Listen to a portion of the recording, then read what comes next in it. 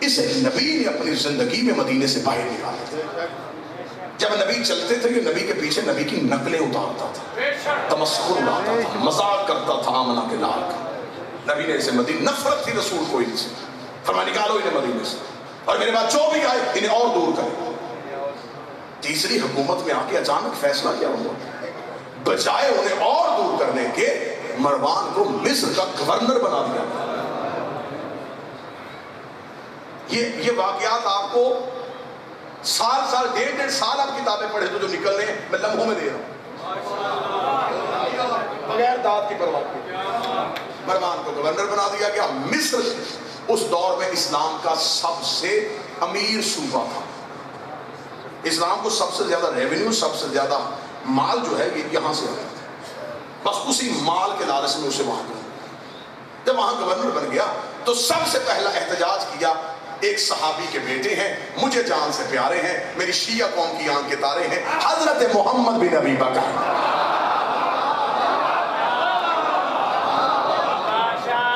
جسے علی بیٹوں کی طرح پیار کرتے ہیں.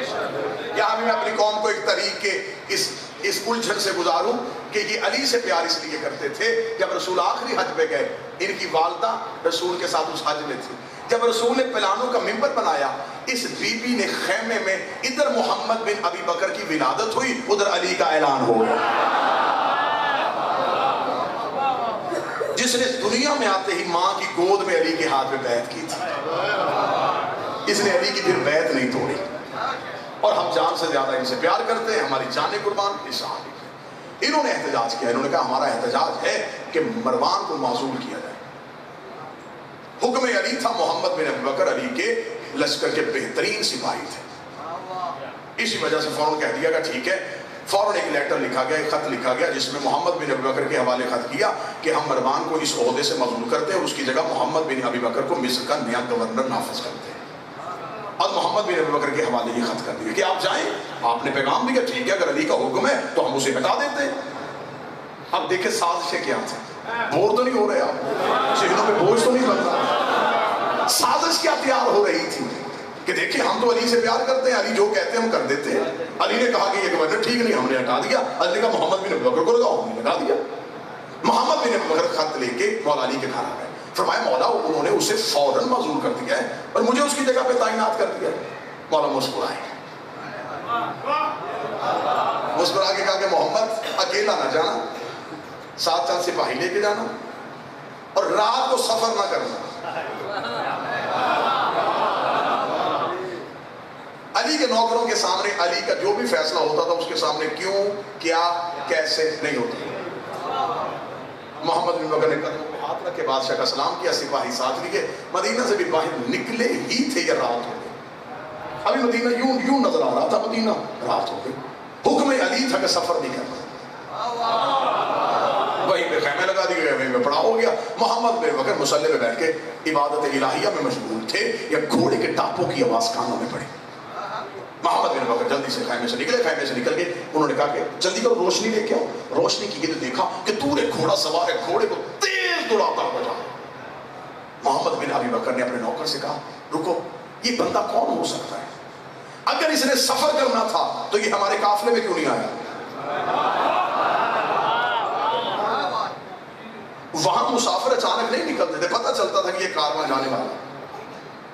دوسرے یہ ہمارے فوراً بعد نکلا اور اتنا تیز رفتار گھوڑے سے جا رہا ہے، اسے لے کے تو یہ کون ہے؟ محمد بن بکر کے سپاہی پیچھے دوڑے، پیچھے جا کے اسے پکڑا گیا. پکڑ کے محمد بن بکر کے پاس لے آئے. محمد بن بکر نے کہا کون ہے تو؟ اس نے کہا میں تو ایک تاجر ہوں، تجارت کی غرض سے جا رہا ہوں. فرمایا تیرا سامان تجارت کہاں ہے؟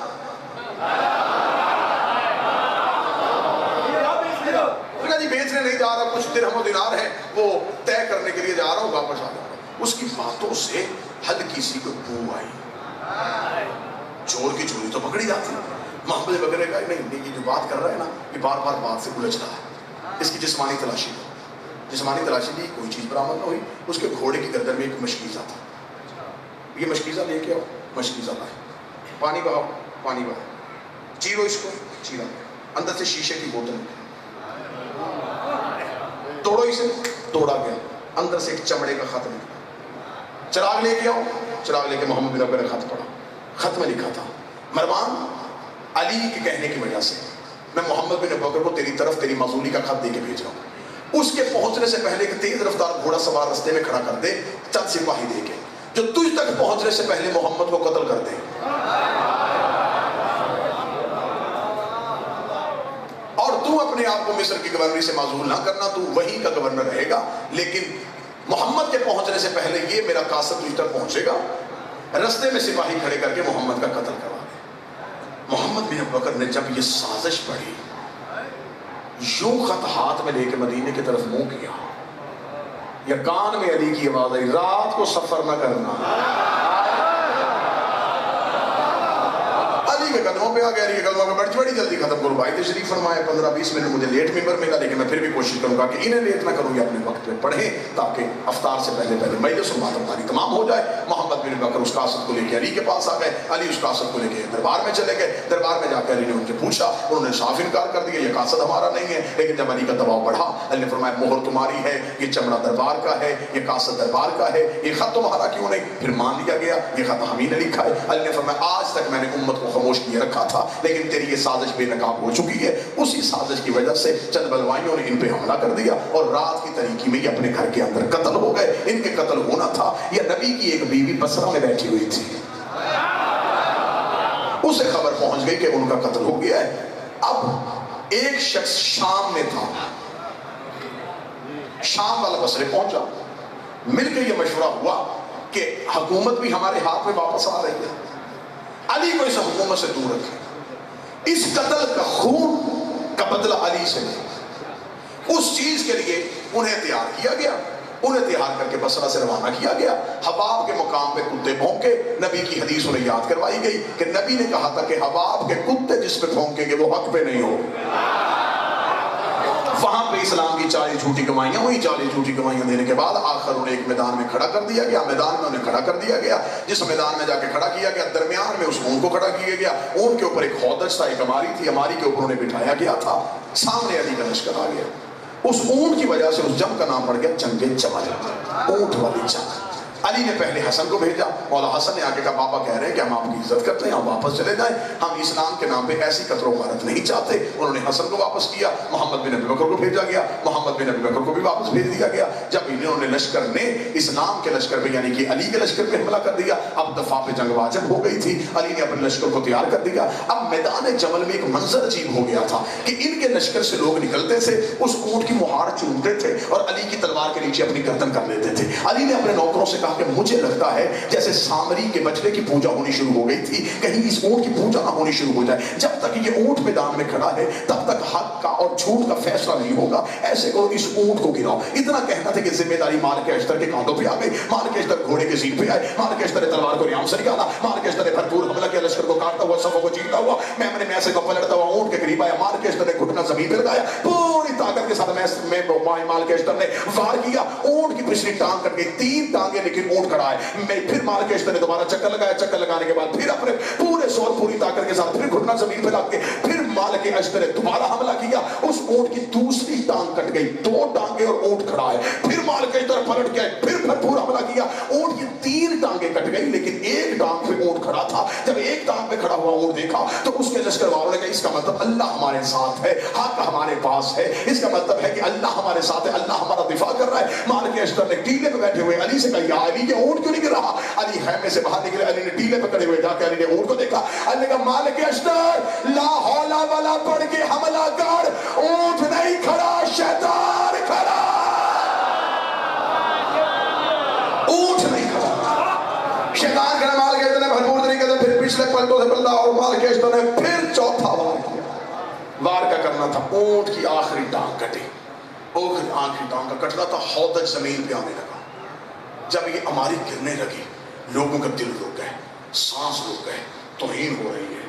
علی نے یہ کیا فیصلہ کر دیا، یہ کیا ہونے لگا، یہ کیا ہو رہا ہے؟ ابھی ہودج گر رہا تھا یا علی کے لشکر میں سے ایک جوان بجلی کسی تیزی سے آواز کی طرح چیلتا ہوا نکلا، ہودج کو زمین پہ گرنے سے پہلے ہودج کے اندر ہاتھ ڈالا، جو اندر سوار تھی انہیں اپنے گھوڑے پہ بٹھایا۔ جب گھوڑے پہ بٹھانا تو انہوں نے پیچھے سے چیخ مار کے کہا غیر محرم کا ہاتھ نبی کے حرم کو لگ گیا۔ انہوں نے کہا چپ، غیر محرم نہیں، تیرا بھائی محمد ہو۔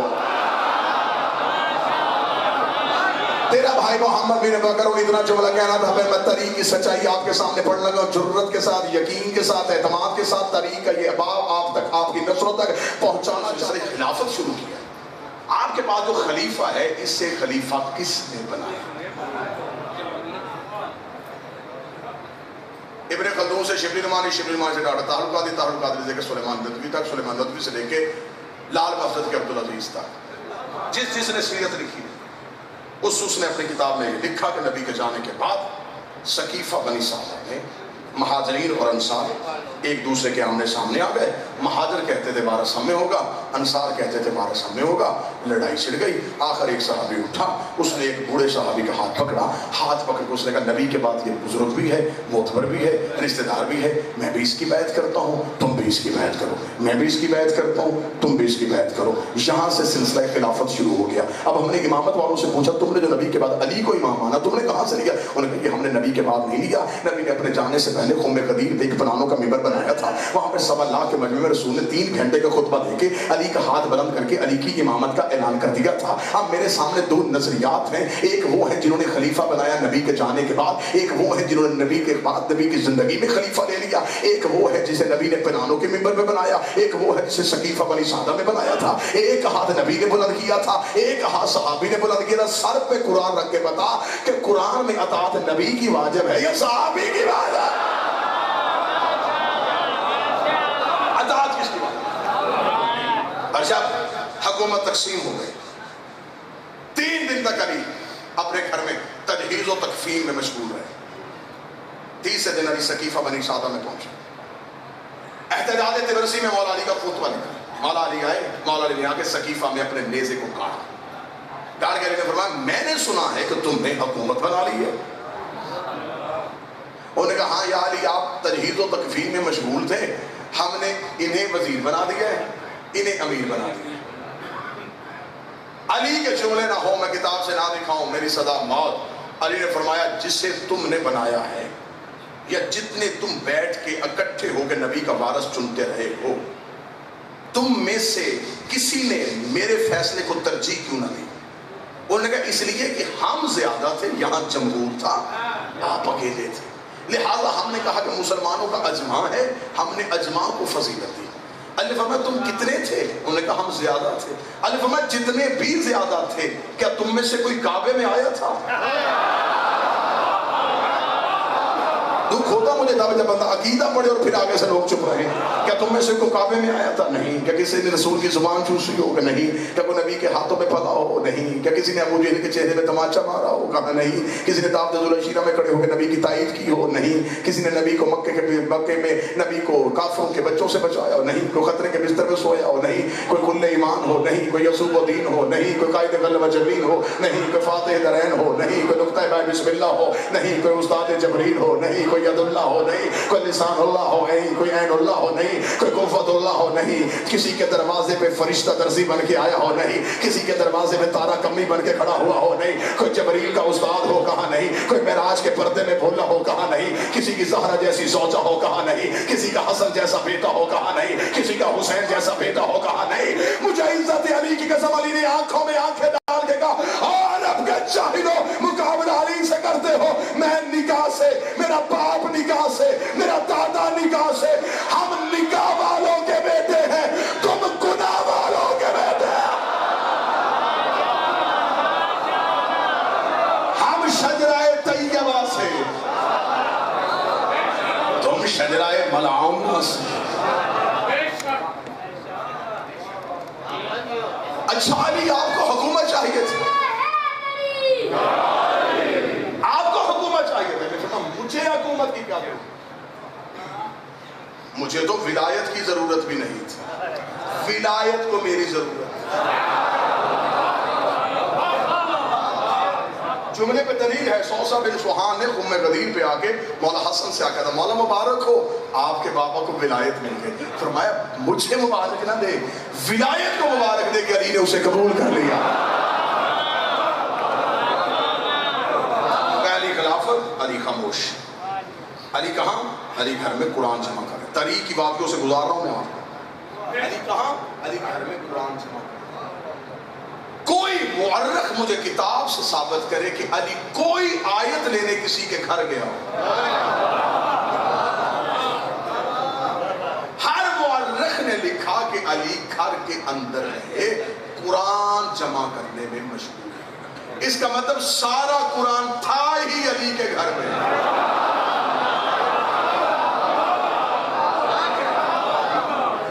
جتنی دیر علی قرآن جمع کرتے رہے اتنی دیر امت کس قرآن پہ عمل کرتی رہی؟ آیتیں دے کے تم علی گھر بیٹھے ہو. مرضی کی حکومتیں، مرضی کی وزارتیں. پہلی خلافت گزری علی خاموش، دوسری خلافت گزری علی خاموش، تیسری خلافت پہ آ کے ایک انقلاب آ گیا. میں نے صدیوں کا سفر لمحوں میں کیا ہے. یہ صدیاں تھی نا تاریخ کی، میں نے آپ کو لمحوں میں گزارا. تیسری خلافت کا دور آ گیا. اس خلافت کے دور میں کچھ ایسے پہلی خلافتوں کے دور میں فیصلے ہوئے، اس خلافت کے دور میں بے باک فیصلے اس لیے ہوئے کہ یہ ان کے نمائندے تھے جس نے مکے کی پہاڑی پہ نبی کو حاکم کہا تھا. اس نے بیٹھتے ہی سب سے پہلا کام یہ کیا. جب تیسری حکومت آئی، یہ باتیں میں کسی شیعہ کتاب سے نہیں پڑھ رہا کیونکہ میرا کوئی سنی بھائی مجمع میں بیٹھا ہو اور وہ کہ یہ شیعوں کی تاریخ ہے. نا، آپ اپنی جو تاریخ آپ مجھے مورخ بتائیں گے میں اس میں سے یہ ہسٹری نکال کے دکھاؤں. تاریخ شیعہ یا سنی نہیں ہوتی، یہ بات ذہن میں رکھنا. تاریخ شیعہ سنی نہیں ہوتی. مورخ کا کام ہے تاریخ لکھنا. ہاں ایک کام وہ کرتا ہے، وہ نتیجہ بدلتا ہے. تاریخ انہوں نے لکھی. جب یہ تخت پہ آئے تو ان کے تخت پہ آنے کے بعد 3 طرح کے طبقوں نے ان کا بائیکاٹ کیا. پہلا بائیکاٹ ان کا کیا نبی کی بیویوں نے، کیونکہ انہوں نے تیسری حکومت نے آتے ہی نبی کی بیویوں کے وظیفے ختم کیے. پہلے دور میں وظیفے ملتے تھے کیونکہ جس کی جتنی رشتہ داری تھی. میں تو پہلی مجلس میں کہا تھا کہ میں نے کانٹوں پہ چل کے آنا ہے. جس کی جتنی رشتہ داری تھی اس نے اس رشتہ داری کی بنیاد پہ وظیفے دیے جاتے رہے. اور یہ کتابوں میں لکھا ہے، تاریخ مسعودی میں لکھا ہے کہ کسی کا 5000 دینار تھا، کسی کا 10,000 دینار تھا، کسی کا 20,000 دینار تھا. غلطی تو تیرے مورخ سے یہی ہو گئی. اگر سب ایک جیسے تھے تو پھر وظیفے علیحدہ علیحدہ کیوں ہوتے؟ اگر سب ایک جیسے تھے تو وظیفہ ایک جیسا ملنا چاہیے تھا. وظیفہ ایک ہی طرح کا ملتا. جب تاریخ میں یہاں تمہارے تضاد لکھ کے یہ ثابت کر دیا، ایک طرف تم کہتے ہو حیثیتیں سب کی ایک جیسی ہے، نیتیں سب کی ایک جیسی ہے، کردار سب کا ایک جیسا ہے، تو پھر یہاں وظیفے بدل بدل کے کیوں آتے رہے؟ اس کا مطلب ہے یہ وظیفے بدل بدل کے دینا اس بات کی دلیل تھی کہ ہر ایک کی نظر میں کسی نہ کسی کی فضیلت، کسی نہ کسی کا رتبہ کسی نہ کسی اعتبار سے بڑا تھا. اگر مجھے 2 علموں کے درمیان کھڑا کر کے چکوال کے منبر سے لے کے اسلام آباد کی سپریم کورٹ تک کوئی بلانا چاہے، میں علی کا نوکر حسین کا ماتمی تاریخ کی کتابیں ہاتھوں پہ اٹھا کے یہ ثابت کرنے کے لیے تیار ہوں کہ وظیفے کردار کی وجہ سے نہیں ملتے تھے، علی سے دشمنی کی وجہ سے ملتے ہیں. جس کی دشمنی جتنی زیادہ تھی وظیفے اس نے کھا دی. خوف زدہ تو نہیں ہو گیا آپ اس کو؟ کون پڑھے گا پھر ممبر پہ؟ کون سنائے گا علی کی یہ حقیقت؟ کیوں تاریخ کے مورخ نے بار بار قتل کیا ہے میرے علی کے کردار؟ کیوں دینیات اور اسلامیات میں 6 سے لے کے PhD تک یہی پڑھائے جا رہے ہو کہ علی نے حکومت کو نہیں دیکھا؟ مانو کہ تم نے علی کو حکومت سے اس لیے دور رکھا، علی کو نہیں دور رکھا، تم نے اسلام کو دور رکھا. آج کوئی عام دن ہے، آج نمازیوں نے نماز قتل کی ہے، آج قاریوں نے قرآن مارا ہے، وظیفے تقسیم ہو رہے تھے. پہلا بائیکاٹ ان کا کیا نبی کی بیویوں نے. دوسرا بائیکاٹ کیا وہاں کے رہنے والے مدینے کے پرانے سٹیزن، پرانے شہری، انہوں نے کیا. اس لیے انہوں نے کہا یہ ہمارے حقوق کی پامالی ہو رہی. تیسرا بائیکاٹ کس وجہ سے ہوا؟ اس وجہ سے کہ ایک شخص تھا حاکم اور اس کا بیٹا مروان. زندگی رہے گی یہ حقیقت ممبر سے یوں ہی ظاہر ہوتی رہے گی. اتنا کہنا تھا. انہوں نے میدان جمل میں لوگوں کو اکٹھا کر کے کہا علی نے کر دی ہے توہین. آخر میرا نبی کے ساتھ ایک رشتہ ہے, نبی کے ساتھ میرا ایک رشتہ ہے. جب رشتہ ہے رشتہ ہے رشتہ ہے یہ لفظ بار بار بولا گیا تو علی نے میدان کے آگے کھڑے ہو کے کہا یہ لفظ اب دوبارہ نہ دہرایا جائے. آپ کا رشتہ ہے نہیں, آپ کا رشتہ تھا. آج سے وہ رشتہ بس یہ جمل کا بدلہ اور صفین کا بدلہ دونوں بدلے اکٹھے ہوئے. اکٹھے ہو کے آلائے کار بنایا گیا عبد الرحمن ابن ملجم. کاش وقت کے دامن میں وسعت ہوتی تو میں یہاں طریقے اگلے باب پہ آپ کو لے کے جاتا کہ جس قطامہ کو ذریعے قتل کروایا گیا اس کا شجرہ کس سے ملتا تھا. یہ طریقی سنگلاخ مادیاں ہیں, ان سے گزارو اپنے بچوں کو تاکہ حقیقت قاہرہ تک پہنچ سکو. یہ قاتل کہاں سے چلا تھا؟ یہ تیاریاں جمل اور صفین میں ہو گئی تھی. اس کا مطلب کہ علی کا قاتل صرف ابن ملجم نہیں, قاتل جمل اور صفین کے چھپے ہوئے ایک شاہکار ہے. آج وہ نام چھپا دیے گئے اور صرف ایک عبد الرحمن ابن ملجم. اس کی اتنی جرت کیسے تھی کہ وہ خیبر کے فاتح کی گردن پہ آ کے وار کرتا. لٹ گئی پردیس میں علی کی بیٹی. غاصب نہیں, زندگی میں ممبر پہ تہذیب سیکھی, تہذیب کا درس لیا. تہذیب والوں کا ممبر ہے انشاءاللہ. کل کھوتے کو چک ہے یہاں نزدیک اسی جگہ پہ 4 سے 5 ماہ انشاءاللہ حاضری ہوگی. جو باتیں رہ گئیں اگر کوئی اس سے زیادہ وضاحت پوچھنا چاہے تو وہاں بھی وضاحت ہو سکے گی. میرے بھائی علی رضا ممبر پہ تشریف فرما ہے. آپ کو بھی انتظار ہے علی کی شہادت سننے کا. آج دن بھی رونے کا ہے, آج دن بھی پرسے کا ہے, کیونکہ آج سارا دن زینب چپ نہیں ہوئی. روزے دار ہو, اللہ عبادت قبول کرے. اللہ سکی بابا عطرت شاہ جی کو صحت والی زندگی عطا فرمائے, سایہ قوم کے سب پہ سلامت رکھے. جس کوفے میں بابے کی شاہی دیکھنے آئی تھی اسی کوفے میں دوبارہ قید ہو گیا. ایک نقشہ 2 یا 2.5 منٹ زیادہ سے زیادہ پڑھوں گا. اسی کوفے میں دوبارہ قید ہو گیا. جب کوفے میں آئی کتنا مشکل ہوتا ہے جہاں ایک دور میں شہزادی تھی اسی کوفے میں ہاتھوں میں رسیاں تھی. کوفے کی ایک چھت ہے, چھت پہ ایک عورت ہے. وہ عورت بیٹھی ہوئی ہے, اس کی جھولی میں پتھر. وہ انتظار کر رہی ہے کہ جو ہی یہ جس کا اعلان ہو رہا ہے یہ قافلہ بازار میں آئے میں پتھر ماروں. اس قافلے سے پہلے کچھ اعلان کرنے والے آگے تو انہوں نے کہا کوئی باغی ہم نے مار دیا. اس کے وارث آ رہے ہیں اور اس کا سر نیزے پہ. یہ عورت یوں پتھر لے کے بیٹھی تھی, یا پہلا سر والا نیزہ بازار میں آیا.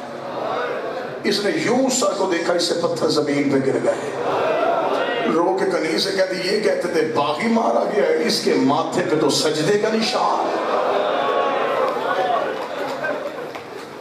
مجھے تو لگتا ہے اسے کسی نے سجدے میں مارا. کون ہے یہ؟ کنیز دیکھے کہتی میں بھی آپ ہی کی طرح اعلان سن رہی ہوں کہ کوئی باغی تھے, نماز نہیں پڑھتے تھے. اتنا جملہ کہنا تھا, یہ دوسرا سر والا نیزہ بازار میں آ گیا. اس نے دوسرا سر دیکھا, میں نام نہیں لوں گا, یقیناً بات بھی سمجھ جاؤ گے. اس نے دوسرا سر دیکھا, تڑپی, اس نے سر سے چادر اتاری, رو کے دی ایوہ البدر تمام ہی, اور 14ویں کا چاند تیرے مرنے سے پہلے تیری ماں مر گئی ہو. تیری ماں نے تجھے گھوڑے سے اترتا نہ دیکھا ہو, اور تیری شادی کی عمر تھی. نیچے سے لیلا کی آواز آئی, موت نہ مانگ, ماں قاتل کے ساتھ آ رہی. اجرکم علی ابا عبد الحسین, اجرکم علی الزہرا. تیسرا سر ہے چکوال والوں گرد و نواح. یوں تیسرے سر پہ نظر پڑی, تڑپی. یہ 6 مہینے کا بھی نماز نہیں پڑھتا. اب اس نے جرت کی, اس نے یوں بازار میں دیکھا बाजार में देखा तो एक मुहारी है जिसकी कमर के साथ रस्सी है, उसकी गर्दन में एक तौक है, तौक के साथ जंजीरें हैं, जंजीरें हैं मलौनों के हाथ में, वो रकू की हालत में है। इसने अपनी कलीसिया का वो जो सामने कहती है ना, मुझे लगता है ये इनका कुछ लगता है। उससे जाके पूछ तू कौन है और ये सब तेरे क्या लगते हैं। कनीज नीचे बाजार में आई, मौला सजाद की कड़ियां नहीं कहती मुसाफिर, वो छत में मेरी मान कर पूछ रही है तू कौन है। सजाद रो के तो उससे क्या मेरा पूछना नीचे बाजार में आ। बाजार में आने का नाम आना था, मैं देखता हूँ कौन बंदा जो सीना प्यारा करेगा। बाजार में आने का नाम आना था, कनीज चंद कदम पीछे कदी उससे बाजार में बोला हूँ। वो ज़ैनब की कनीज है, वो अली की बेटी से कुरान पढ़ती रही है। उसे अली की बेटी का हुक्म है बगैर शरई काम के बाजार में नहीं आया करना। वो बाजार में नहीं आती, कहती वो बड़ी पर्दादार है। उसने नमाज अली की बेटी से सीखी। सजाद कहते जब तक आएगी नहीं मैं नहीं बताऊंगा। ये सेहर पे गई, उस औरत ने छत से पूछा क्या कहते हैं। मालकर वो तुझे बुला रहा है। मुझे बाजार में क्यों? कहते जब तक आएगी नहीं मैं बताऊंगा नहीं। मालकर वो सर वाला जो है ना, बिल्कुल उसकी शक्ल इससे मिलती है। बीबी मुझे ये उसका बेटा या भाई लगता है। उस औरत ने कहा जल्दी कर मुझे बुर्का दे, मेरा जिगर फट रहा है, मुझे जाके पूछने दे ये हैं कौन, ये आए कहां से हैं, इन्हें मारा क्यों गया है, इनकी औरतें क्यों कैद की गई है। ये सर में बुर्का पहन के सजाद के करीब आई। सैयदाने मुझे माफ कर देना। इसने सजाद के करीब आके कड़ियां ला के कहती बुला तूने लिया, आ मैं गई हो, ज्यादा देर मुझे खड़ा ना करना। बाजार का माहौल मेरे खड़े होने के लायक नहीं है। मुझे जल्दी जल्दी बता दे तू कौन है और ये तेरे क्या लगते हैं। जितने रोजेदार बैठे गिरिए की आवाज बुलंद होनी चाहिए। मौला सजाद रो के कहते मेरा पता बाद में पूछना, पहले तू बता तू माल के अश्तर की बेटी रेहाना तो नहीं है। तड़प के रो के कहती मेरे बाप को तू जानता है। फरमाया मैं चचा कह के बुलाता था। तड़प के कहती मेरे बाप को चचा तो सजाद कहता है। आवाज आई मुझे पहचान, मैं तेरा मौला सजाद। आधा मिनट और चंद आवाजें अभी गिरिए से खाली है, चंद आंखों में अभी फुरात नहीं आई। मुझे पहचान, मैं तेरा मौला सजाद हूँ। जब सजाद ने कहा मैं तेरा मौला सजाद हूँ, सैयदाने मुझे माफ कर देना। तड़प के कदमों पे गिर के कहती अगर आप मौला सजाद है, आपको बापे की खुरपत का वास्ता, अब मुझे ये ना कहना कि ये ऊंट पे ज़ैनब बैठी है। आवाज आई पहचान जिससे कुरान पढ़ती रही है, ये ज़ैनब है। रिहाना ने बुर्का जमीन पे फेंका, ज़ैनब के ऊंट के सामने हाथ छोड़े, रो के कहती मैं नहीं पूछती रसिया किसने पहनाई, मैं नहीं पूछती हुसैन कहाँ गया, मुझे सिर्फ इतना बता जिसे उंगली पकड़ के चलना सिखाती थी